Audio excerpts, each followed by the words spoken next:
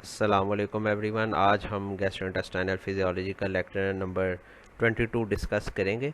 और आज हम कार्बोहाइड्रेट डाइजेशन को वाइंड अप करेंगे। फिर हम प्रोटीन्स की डाइजेशन को डिस्कस करेंगे और देखेंगे कि किस तरीके से डिफरेंट पैंक्रियाटिक जाइमोजेंस जो हैं वो किस तरीके से प्रोटीन्स की डाइजेशन को कंट्रीब्यूट करते हैं।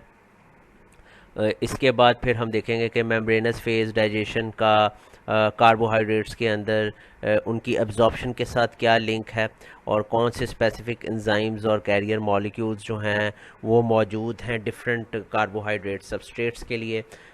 सिमिलर प्रोसेस हम प्रोटीन्स के साथ करेंगे, जिसमें हम देखेंगे कि membranes phase digestion of peptides जो हैं वो किस तरीके से उनकी एब्जॉर्प्शन में, उनकी पहले हाइड्रोलिसिस में और फिर उनकी एब्जॉर्प्शन में कंट्रीब्यूट करती है। तो हम इन चीज़ों को आज एनालाइज करने की कोशिश करेंगे। अब लास्ट लेक्चर में हमने जिस तरीके से luminal phase digestion of carbohydrates, जो कि पहले तो हमने फाइबर्स को डिस्कस किया था, फिर हमने सिंपल शुगर्स को डिस्कस किया था और हम स्टार्चेस को हमने डायग्रामेटिकली देख लिया था। आज हम देखते हैं कि किस तरीके से luminal phase digestion of carbohydrates जो है that only applies to starches, but all sugars are digested in membranous phase. यानी जो कार्बोहाइड्रेट्स जिसके अंदर स्टार्चेज हैं और उनको सिर्फ लूमिनल फेज ऑफ डाइजेशन अप्लाई होता है। लेकिन अगर आप होली सारी शुगर्स देखें तो वो डाइजेस्ट होती हैं इन मेम्ब्रेनस फेज। तो हमारे पास अल्फा एमाइलेज है which is involved in digestion of starch in the luminal phase, और ये alpha one fold linkage of either amylose और माइलोपेक्टिन इसको अटैक करता है। इसके हाइड्रोलिसिस करने के नतीजे में हमारे पास, इस एंजाइम की हाइड्रोलिसिस के नतीजे में हमारे पास जो बनते हैं सब्सटेंसेस, उसमें माल्टोज है, माल्टोट्रायोज है, आइसोमाल्टोज है और लिमिट डेक्सट्रिन्स हैं। अगर आप देखोगे तो alpha amylase does not cleave single glucose unit, तो इसके यानी कि इसकी हाइड्रोलिसिस के नतीजे में एमाइलोज और अमाइलोपेक्टिन से सिर्फ यानी सादा ग्लूकोज के मॉलिक्यूल्स नहीं बनते, जबकि इसके नतीजे में, हाइड्रोलिसिस के नतीजे में हमारे पास माल्टोज, माल्टोट्रायोज, डेक्स्ट्रिन्स और आइसोमाल्टोज ये बनते हैं। अब ये बेसिकली पॉलीसैकेराइड्स हैं ऑफ इंटरमीडिएट चेन्स। और अगर आप देखोगे तो फर्दर इनकी आगे चल के डाइजेशन होगी, हाइड्रोलिसिस होगी मेम्ब्रेनस फेज के अंदर। As far as luminal phase is concerned, the result of luminal phase starch digestion is formation of many di-oligosaccharides, which are still complex sugars that are not hydrolyzed further in luminal phase. तो ये जितने भी products बनी हैं जिनको हमने कहा कि these are intermediate chains of polysaccharides, they will be subject to digestion in the membranous phase. तो लुमिनल फेज के बाद जो मेम्ब्रेनस फेज है उसके अंदर डाइजेस्टिव एंजाइम्स जो हैं they are structural part of intestinal surface membrane, जिसके अंदर अगर अब आप इस डायग्राम के अंदर देखो तो लैक्टेज जो है इट इज़ एक्चुअली, और लैक्टेज के अलावा माल्टेज, ये actually part of this intestinal surface membrane है और इसीलिए इनको हम ब्रश बॉर्डर एंजाइम्स भी कहते हैं। तो बेसिकली ये डायग्राम जो है it is giving you a relationship of membranous phase digestion to absorption. The enzymes that are responsible for digestion and the carrier molecules responsible for absorption are both part of the apical membrane. The products of digestion are thus formed here and they will be absorbed. जैसे कि हमने previously discuss किया था अनस्टिर्ड water layer को, mucus को और glycocalyx को, जो कि एक डिफ्यूज जोन बना रही है जो सेपरेट कर रहा है म्यूकोजल सरफेस ऑफ इंटेस्टाइन को एक्चुअल ल्यूमेन से।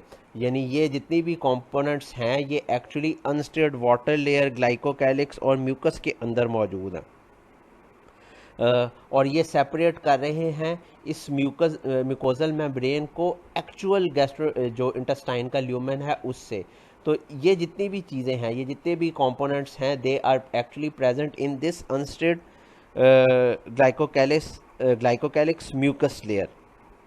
यहाँ पे मेम्ब्रेनस फेज ऑफ डाइजेशन हो रहा है, और यहाँ पे जो डाइजेस्टिव एंजाइम्स हैं they project from the apical membrane into the surface layer. The quiet surface layer forms a micro environment in which membranous phase digestion occurs. यहाँ पे polysaccharides in the intestinal lumen must diffuse into the surface layer before membranous digestion can take place.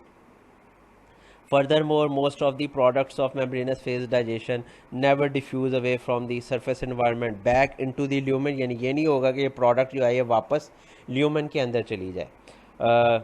जैसे जैसे और वक्त गुजरेगा they will be absorbed soon after their formation into the underlying epithelial cells।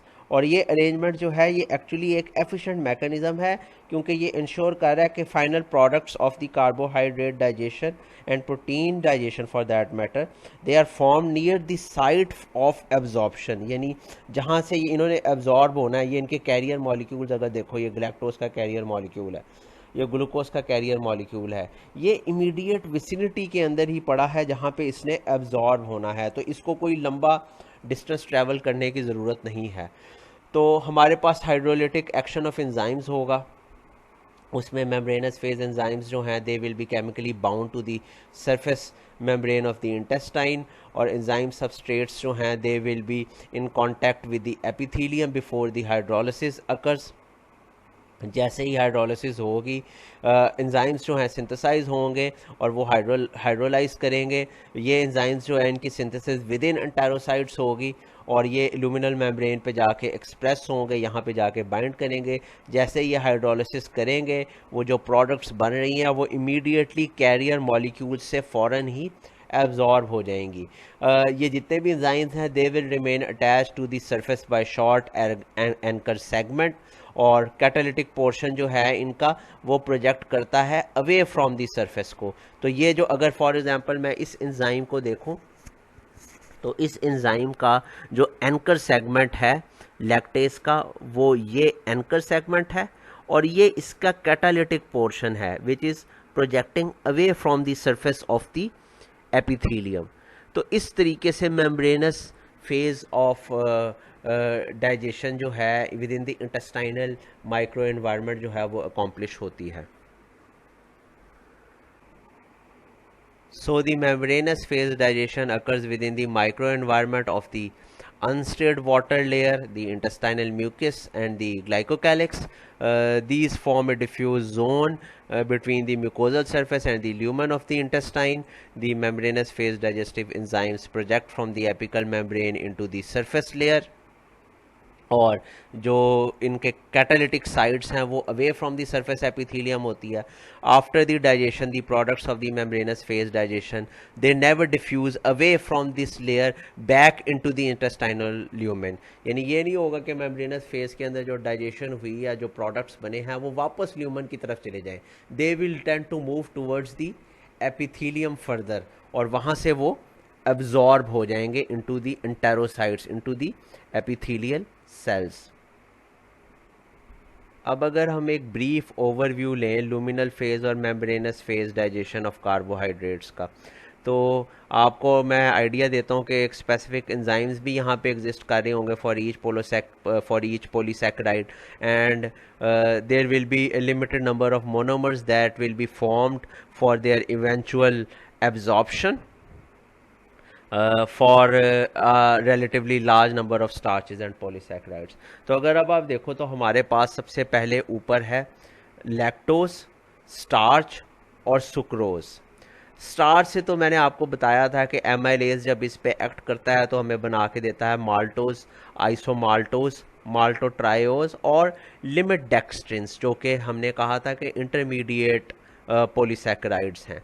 Lactose तो चूंकि एक simple sugar है तो ये एज इट इज़ आगे प्रोग्रेस कर जाएगी, सुक्रोज भी एक सिंपल शुगर है तो ये एज इट इज़ आगे प्रोग्रेस कर जाएगी। लैक्टोज को हम मिल्क शुगर भी कहते हैं, और सुक्रोज को हम टेबल शुगर भी कहते हैं। तो अब हमारे पास ये जितनी भी एक्टिविटी होगी this will be in luminal phase of digestion. तो अगर आप देखो तो इसको तो लुमिनल फेज ऑफ डाइजेशन की ज़रूरत नहीं है, ना लैक्टोज को है, सिर्फ स्टार्च को लुमिनल फेज ऑफ डाइजेशन की ज़रूरत है। और ये फर्दर आगे चल के मेम्ब्रेनस फेज ऑफ डाइजेशन के अंदर एंटर हो जाएंगे। तो मेम्ब्रेनस फेज ऑफ डाइजेशन के अंदर क्या होगा, हमारे पास लैक्टेज जो है वो लैक्टोज को कन्वर्ट कर देगा ग्लूकोज और गलैक्टोज में। माल्टोज जो है वो कन्वर्ट कर देगा, माल्टेज जो है वो कन्वर्ट कर देगा माल्टोज को ग्लूकोज में। आइसोमाल्टेज जो है वो आइसोमाल्टोज को कन्वर्ट करेगा ग्लूकोज के मोनोमर्स में। और इसी तरीके से माल्टोट्रायोज भी इफेक्ट होगा माल्टेज के साथ ही। और सुक्रोज जो है वो सुक्रेज एंजाइम के ज़रिए कन्वर्ट हो जाएगा ग्लूकोज और फ्रुक्टोज में। तो lactose by the action of lactase is converted into glucose and galactose। Iso maltase maltose के लिए और माल्टोट्रायोज के लिए, इन दोनों के लिए हमें माल्टेज चाहिए, और आइसोमाल्टोज के लिए आइसोमाल्टेज। एंड प्रोडक्ट इनकी ग्लूकोज फॉर्मेशन है। और सुक्रोज के लिए हमारे पास सुक्रेज है। ये जितनी भी एक्टिविटी हुई ये enzymes lactase, maltase, isomaltase, sucrase, they are in membranous phase digestion and they are also called as brush border enzymes। ये याद रखना। और इन एंजाइम्स का जो एंकर सेगमेंट है वो इंटेस्टाइनल एपिथेलियम के साथ जुड़ा होगा। जो इसका कैटालिटिक पोर्शन है वो टुवर्ड्स द अनस्टेर्ड या ग्लाइकोकैलिक्स या म्यूकस लेयर की तरफ प्रोजेक्ट कर रहा होगा। एंड प्रोडक्ट हमारे पास जो बन रही है वो देखो आपके सिंपल शुगर्स बन रही हैं, ग्लूकोज और गलैक्टोज और फ्रुक्टोज। अल्टीमेटली ये ग्लूकोज, गलैक्टोज और फ्रुक्टोज जो हैं ये इजीली एब्जॉर्ब हो जाएंगी through their respective carrier molecules. और इसके कैरियर मॉलिक्यूल्स भी उसी वक्त इंटेस्टाइनल एपिथेलियम यानी एंटेरोसाइट्स के ऊपर उनकी एपिकल सरफेस पे एक्सप्रेस हुए होंगे जब एंजाइम्स जो हैं वो बाइंड कर रहे होंगे या उस पर्टिकुलर इंटेस्टाइनल एपिथेलियम पे एक्सप्रेस हो रहे होंगे। तो जैसे ही ये प्रोडक्ट्स बनेगी वैसे ही ये एब्जॉर्ब हो जाएंगी। तो ये प्रोसेस हमें बेसिकली शो कर रहा है कि स्पेसिफिक मेम्ब्रेनस फेज एंजाइम जो है वो एग्जिस्ट करता है for digestion of each type of polysaccharide and convert it into simple glucose monomers। ये तो शुगर है हमारे पास और ये स्टार्च है। इनकी भी फर्दर प्रोसेसिंग होगी और इनके मोनोमर्स बन जाएंगे और स्टार्च से फर्दर आपके पास अगर देखो तो सिंपल शुगर ही बन रही है, यानी ग्लूकोज ही बन रहा है, ग्लूकोज सादा कार्बोहाइड्रेट मोनोमर बन रहा है। अब हमारे पास जो लास्ट एब्जॉर्ब प्रोडक्ट्स बन जाती हैं, there are specialized nutrient transport systems that exist in apical and basolateral membranes for effective absorption. और वो मैकेनिज्म्स कौन से हैं हम कार्बोहाइड्रेट्स के हवाले से डिस्कस करते हैं। There are several proteins that provide the transport pathway for the passage of ions and organic molecules across the plasma membrane। ये याद रखना, they don't go through the tight junctions but rather they move across the plasma membranes। और अगर आप देखोगे तो हमारे पास ये एक एसेंशली को ट्रांसपोर्ट प्रोटीन और सिम्पोर्ट प्रोटीन है।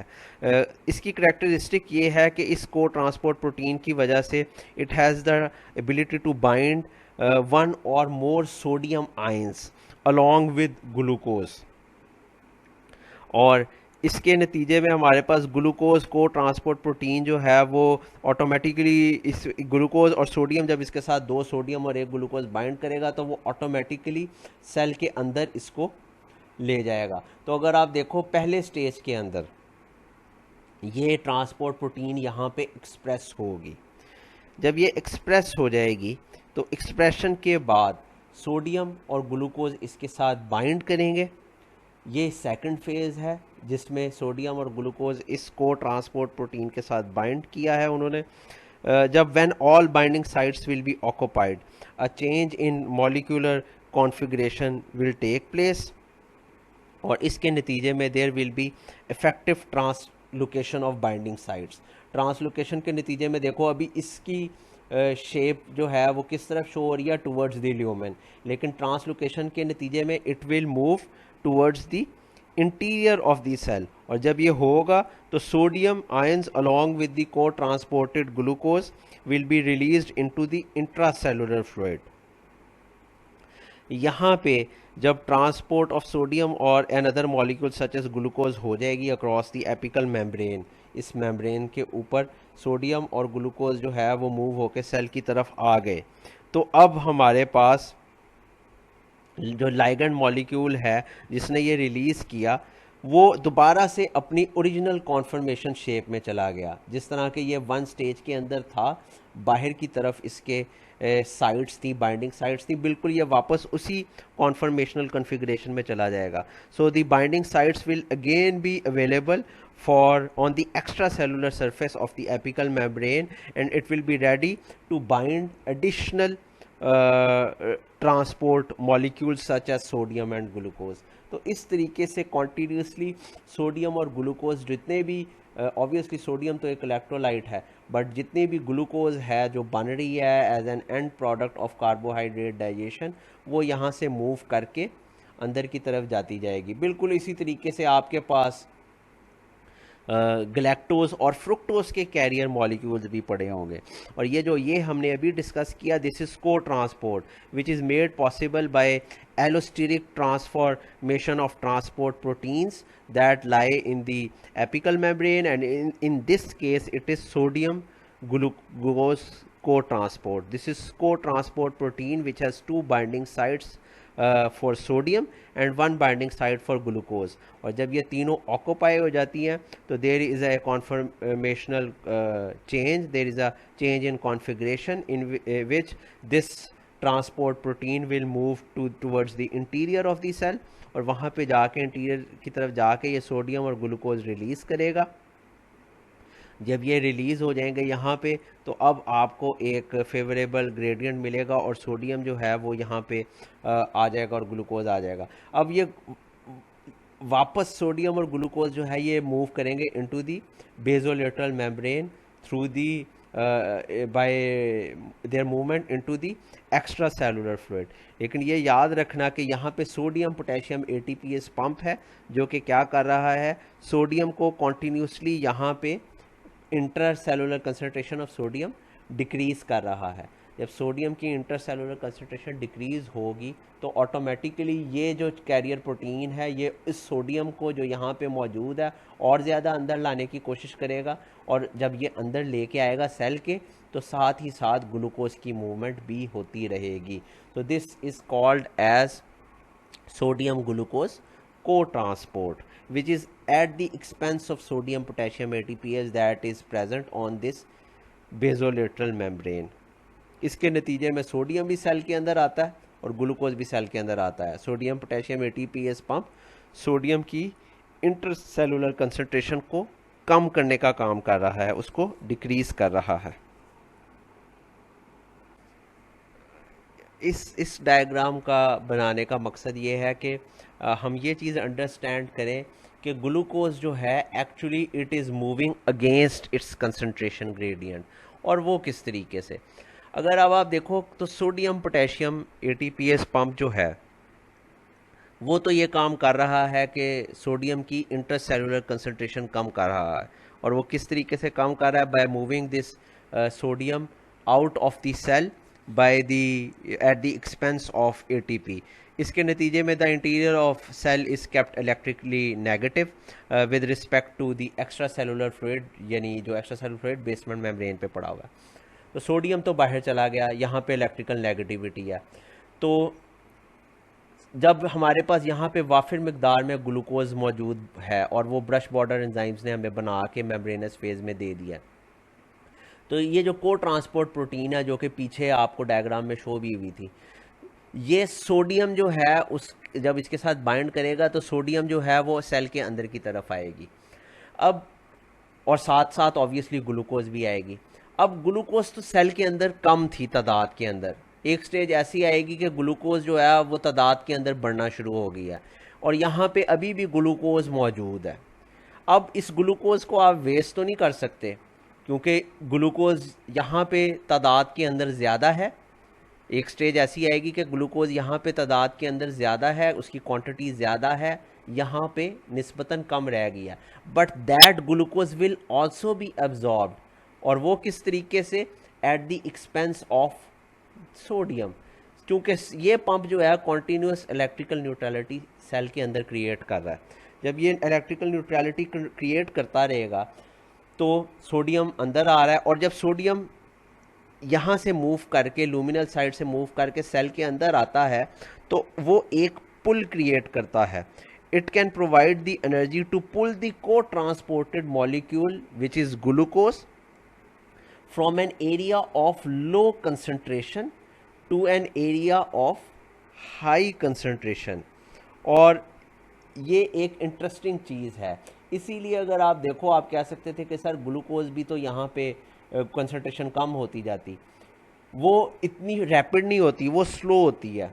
तो जितनी भी मूवमेंट हमारे पास यहाँ पे होनी है ग्लूकोज की from the luminal side into the cell, it will be at the expense of the pull that is created by sodium, and sodium is moving from the luminal side into the cell, और sodium की concentration यहाँ पे जो भी increase करती है यहाँ पे इस मूवमेंट के नतीजे में, वो वापस रीस्टोर करता है सोडियम पोटेशियम एटीपीएस पंप।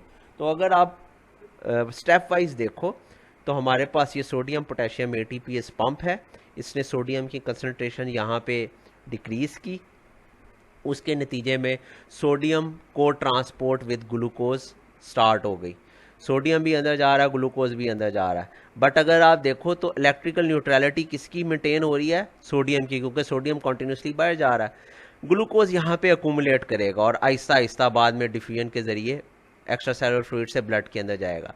जब तक वो यहाँ पे अकूमुलेट कर रहा है तो यहाँ पे एक वक्त आएगा उसकी कंसंट्रेशन यहाँ पे कम होना शुरू हो जाएगी। अब इस कम कंसंट्रेशन को भी नेचर ने पिक करके अंदर लाने का काम किया हुआ है, और वो किस तरह है, बाय सोडियम मूवमेंट। जो सोडियम यहाँ पे नेगेटिविटी क्रिएट हो रही है सोडियम के एक्स्ट्रा सेलुलर फ्लूइड में जाने की वजह से, वो जो पुल क्रिएट करेगा sodium by its movement from luminal side into the cell, glucose भी उस पुल के एक्सपेंस के ऊपर अपनी कंसंट्रेशन ग्रेडियंट के अगेंस्ट मूव करने का काम करता रहेगा, करता जाएगा, ता वक्ते के यहाँ पे ग्लूकोज की जितनी भी फॉर्म प्रोडक्ट्स थी वो नील ना हो जाए, वो नल एंड वॉइड ना हो जाए। So this diagram essentially illustrates that the large sodium concentration difference across the apical membrane provides a pull so that there is movement of sodium from the luminal side into the cell, और उसके नतीजे में there is movement of transport of there is movement और transport of glucose against its concentration gradient। यहाँ पे glucose की concentration एक वक्त आएगा ज़्यादा हो जाएगी, यहाँ पे ग्लूकोज की कंसंट्रेशन कम है। तो इस तरह हमारे पास जितना भी ग्लूकोज यहाँ पे बनेगा, all of it will eventually be absorbed. कोई भी ऐसा नहीं होगा कि ग्लूकोज जो है वो फीसिस के साथ एक्सक्रीशन के साथ ज़ाया हो रहा हो, सारे का सारा अल्टीमेटली एब्जॉर्ब हो जाएगा। और ये इवेंचुअल पुल जो सोडियम की है from lumen into the cell, ये बनाने का काम कौन कर रहा है, सोडियम पोटेशियम एटीपीएस पंप, जो कि सोडियम की इंटरसेलुलर कंसंट्रेशन को कॉन्टीन्यूसली रिड्यूस करने का काम कर रहा है, कॉन्टीन्यूसली कम करने का काम कर रहा है। अब कार्बोहाइड्रेट्स के बाद अगर हम देखें तो हमारे पास है नेक्स्ट मैक्रो मॉलिक्यूल या ऑर्गेनिक मॉलिक्यूल, वो है proteins. Proteins are digested by a variety of luminal phase enzymes, और ये जो है ये आपको अमाइनो एसिड्स बना के देते हैं। डाइटरी प्रोटीन्स जो हैं वो प्लांट सोर्सेज से भी आते हैं और एनिमल सोर्सेज से भी आते हैं, जिस तरह के सोयाबीन या मीट के अंदर। और कार्बोहाइड्रेट डाइजेशन की तरह इसके अंदर भी आपको फ्री मोनोमर्स बनते हैं। जो फ्री मोनोमर्स हैं वो बेसिकली अमाइनो एसिड्स हैं इन केस ऑफ प्रोटीन्स, और ये रिलीज होंगे इन द लूमिनल फेज। और आपके पास, आपको याद हो, हमने पैंक्रियास के अंदर भी पढ़ा, पेप्सिन स्टमक के अंदर पढ़ा, there are large number of enzymes that are involved in digestion of proteins. और क्यों, ऐसा क्यों है? because proteins are made up of infinite combinations of 20 different amino acids। 20 जो है चूंकि टेक्स्ट बुक के अंदर है, अगर इसके अलावा कोई डिस्कवरी हुई है और नई बुक्स के अंदर अगर आ रहा है तो आप उसको भी पिक कर सकते हो, बट पॉइंट इज के प्रोटीन्स जो हैं वो एसेंशली इन्फिनिट कम्बिनेशंस है 20 डिफरेंट अमाइनो एसिड्स का। और इसको अगर आप कंपेयर करोगे कार्बोहाइड्रेट से तो उसमें एक ही मोनोमर है ना वहाँ पे आपको, ग्लूकोज, और ग्लूकोज के अलावा यानी ग्लैक्टोज और फ्रुक्टोज, यानी लिमिटेड मोनोमर्स हैं वहाँ पे। यहाँ पे आपके पास इतने कम्बिनेशंस हैं अमाइनो एसिड्स के जो कि प्रोटीन्स को बना रहे हैं, इसलिए आपको उतने ही ज़्यादा एंजाइम्स चाहिए इनको डाइजेस्ट करने के लिए। वहाँ पे तो कार्बोहाइड्रेट्स के केस में सिर्फ एक एमाइलेज ही है ना, और उसके अलावा मेम्ब्रेनस फेस पे आपको सुक्रेज है या आइसोमाल्टेज है या माल्टेज है या लैक्टेज है। यहाँ पे आपको एक लार्ज नंबर ऑफ एंजाइम्स चाहिए जो कि पैंक्रियाज आपको मेजर बना के देता है। उसके अलावा आपको पेप्सिनोजिन है जो स्टमक के अंदर है। तो इसको भी हम देखते हैं आगे चल के। बेसिकली जितने भी प्रोटियोलिटिक एंजाइम्स होते हैं, जितने भी एंजाइम्स जो कि प्रोटीन्स को डाइजेस्ट करते हैं, उनकी दो क्लासेस आपको मिलेंगी, एक्सोपेप्टाइडेजेस और एंडोपेप्टाइडेजेस। एक्सोपेप्टाइडेजेस जो हैं वो रिलीज करते हैं इंडिविजुअल अमाइनो एसिड्स को from the ends of peptide chains, यानी ये पेप्टाइड चेन जो एक लंबी सारी पेप्टाइड चेन है उसके बिल्कुल आखिर में जाके काम करेगा और इंडिविजुअल अमाइनो एसिड्स आपको रिलीज करके देगा। इसकी निस्बत एंडोपेप्टाइडेजेस जो हैं ये बिल्कुल सेंट्रल पॉइंट्स पे internal structure of peptide chains, internal structure of amino acid chains पे काम करते हैं, and they result in production of short chain peptides from complex proteins. They produce no free amino acids. ये याद रखना, ये important चीज़ है। Endopeptidases does not produce free amino acids compare to एक्सोपेप्टाइडेजेस जो कि रिलीज ही फ्री अमाइनो एसिड कर रहे हैं। अब अगर आप देखो कि कौन से, जो हमने अभी तक जितने एंजाइम्स पढ़े एक्सक्रीशंस के अंदर, उनमें से कौन से हैं जो एंडोपेप्टाइडेज हैं और कौन से हैं जो एक्सोपेप्टाइडेज हैं, तो अगर मैं रिफ़्रेश करवाऊँ आपको, हमारे पास पेप्सिन है जो कि स्टमक से आ रहा है, प्रिकर्सर उसका पेप्सिनोजिन है। उसके अलावा काइमोसिन है जो कि काइमोसिनोजिन से बन रहा है, और ये रेनिन, ये याद रखना, एक रेनिन एंजियोटेंसिन एल्डोस्टेरोन सिस्टम है जो कि हम एंडोक्राइनोलॉजी के साथ पढ़ेंगे। रेनिन एंजियोटेंसिन एल्डोस्टेरोन सिस्टम, उसको कहते हैं रैस। वो ब्लड प्रेशर को रेगुलेट करता है। वो रेनिन डिफरेंट है इस रेनिन से, ये RENNIN है, और ये प्रोटीन्स को डाइजेस्ट करने का काम करता है। इसके अलावा हमारे पास पैंक्रियाज के हैं जिसमें ट्रिप्सिन है जो कि ट्रिप्सिनोजिन से बन रहा है, काइमोट्रिप्सिन है जो कि काइमोट्रिप्सिनोजिन से बन रहा है, इलास्टेज जो कि प्रो इलास्टेज से बन रहा है, कार्बोक्सी पेप्टाइडेज ए और बी जो कि प्रो कार्बोक्सी पेप्टाइडेज ए और बी से बन रहे हैं। तो अगर आपको याद हो, ये मैंने आपको बताया था, इनका एक्टिवेटर तो ट्रिप्सिन है, और ट्रिप्सिन को खुद कौन एक्टिवेट कर रहा है? एंटायरोकाइनेज जो कि ब्रश बॉर्डर एंजाइम है, और ट्रिप्सिन बजाते खुद।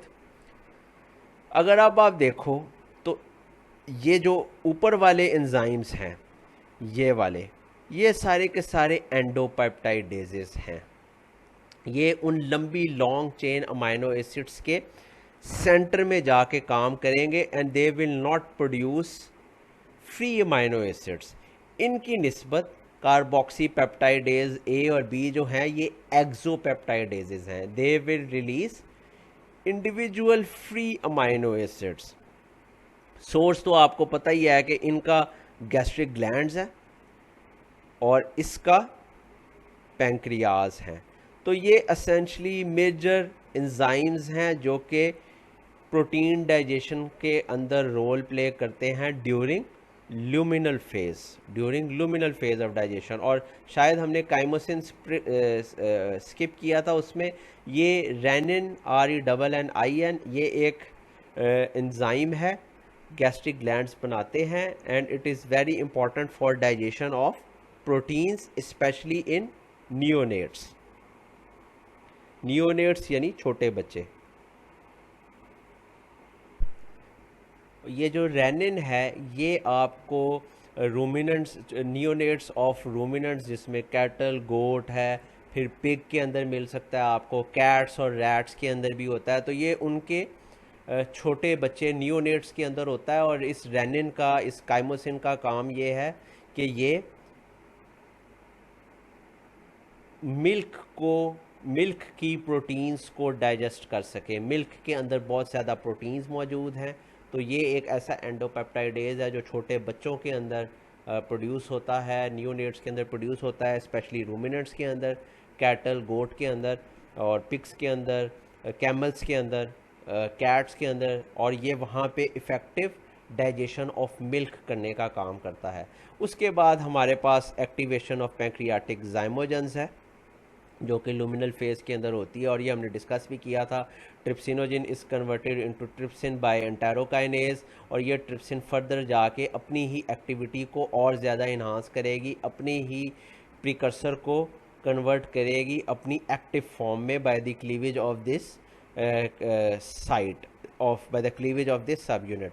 ये ट्रिप्सिन जो है ये जाके काइमोट्रिप्सिनोजिन, प्रोइलास्टेज, प्रो कार्बोक्सी पेप्टाइडेज ए और प्रो कार्बोक्सी पेप्टाइडेज बी को उसके सब यूनिट को क्लीव करेगी, और काइमोट्रिप्सिन, इलास्टेज, कार्बोक्सी पेप्टाइडेज ए और कार्बोक्सी पेप्टाइडेज बी बनाएगी। तो ये एक ओवरव्यू है एक्टिवेशन ऑफ पैंक्रियाटिक ज़ाइमोजेंस का। लेकिन पिछली स्लाइड से रेनिन या रेनेट का जो काम है वो डाइजेशन ऑफ मिल्क प्रोटीन्स हैं इन नियोनेट्स, और वो किस तरीके से ये छोटे उनके बच्चे बनाते हैं। नियोनेट्स जो हैं इनको छोटे बच्चों को कहते हैं, वो रूमिनेंट्स के अंदर, जिसमें कैटल, गोट, कैमल, पिग, कैट्स और रैट्स, इनके अंदर डॉक्यूमेंटेड है रेनिन की एक्टिविटी। इसका दूसरा नाम काइमोसिन है। ट्रिप्सिनोजिन से इसको कंफ्यूज नहीं करना, उसका नाम है chymosin. So this is a diagram that shows membranous phase digestion of peptides and carbohydrates. अगर आप देखो प्रोटीन्स के अंदर जो मेम्ब्रेनस फेज ऑफ डाइजेशन है वो सिमिलर है टू दी कार्बोहाइड्रेट्स। और हमारे पास जो ट्राईपेप्टाइड्स और डाईपेप्टाइड्स हैं, they may be hydrolyzed to their constituent amino acids either on the apical membrane, direct action of the peptidases that are present on the apical membrane, or within the enterocyte। और ये एक unique feature है compare to carbohydrates. यहाँ पे आपको cell के अंदर भी कुछ पेप्टाइडेजेस मिलेंगे। कार्बोहाइड्रेट डाइजेशन के अंदर तो डाइसैकेराइड हाइड्रोलिसिस होगी ना सारी की सारी एट द एपिकल मेम्ब्रेन, लेकिन इसके अंदर आपको डिफरेंट इंटरसेलुलर पेप्टाइडेजेस भी मिलते हैं। और इसके नतीजे में जो एपिकल मेम्ब्रेन के अंदर अगर कोई ट्राईपेप्टाइड्स ब्रेक नहीं भी हुए या डाईपेप्टाइड्स ब्रेक नहीं भी हुए, तो वो अंदर आएंगे सेल के, और सेल के अंदर आके इंटरसेलुलर पेप्टाइडेजेस जो है उसको फर्दर ब्रेक करके उसको स्ट्रक्चरल प्रोटीन्स बना देंगे। तो ये एक इंटरेस्टिंग मैकेनिज़्म है जो कि प्रोटीन्स के अंदर उनकी मेम्ब्रेनस फेज ऑफ डाइजेशन के अंदर एग्जिस्ट करता है। तो हमारे पास पेप्टाइड डाइजेस्टिंग एंजाइम्स है जिनको हम पेप्टाइडेजेस कह रहे हैं। डाइटरी अमाइनो एसिड्स जो हैं वो एब्जॉर्ब होते हैं as tripeptides, as dipeptides and as amino acids. Tripeptides और डाईपेप्टाइड्स जो हैं they can be converted into amino acids by these peptidases at the apical membrane. But अगर नहीं हुआ और ट्राईपेप्टाइड्स और डाईपेप्टाइड्स जो हैं एज इट इज़ अंदर चले गए सेल के, तो सेल के अंदर आपको इंटरसेलुलर पेप्टाइडेजेस मिलते हैं, और ये इंटरसेलुलर पेप्टाइडेजेस जो हैं they can result in production of free amino acids, यानी वो ट्राईपेप्टाइड्स और डाईपेप्टाइड्स को ब्रेक करेंगे, और इस ब्रेकेज के नतीजे में through this intracellular peptidases free structural proteins can be released, or the amino acids can be released as such. तो इस लेक्चर को वाइंड अप करते हैं। अभी हमारे पास प्रोटीन्स के हवाले से सोडियम को transport of different amino acids across the intestinal epithelium across the enterocyte, वो एक कंपोनेंट है जो रहता है, तो वो मैं नेक्स्ट लेक्चर में एक स्लाइड के अंदर डिस्कस करूँगा। उसके बाद हम फैट की डाइजेशन और एब्जॉर्प्शन को डिस्कस करके, तो ये जो डाइजेशन एंड एब्जॉर्प्शन का कंपोनेंट है इसको कंप्लीट कर देंगे। फिर हमारे पास सिर्फ फर्मेंटेटिव डाइजेशन ही रह जाएगी। तो this is pretty much it. If you have any question, please ask. Thank you for listening.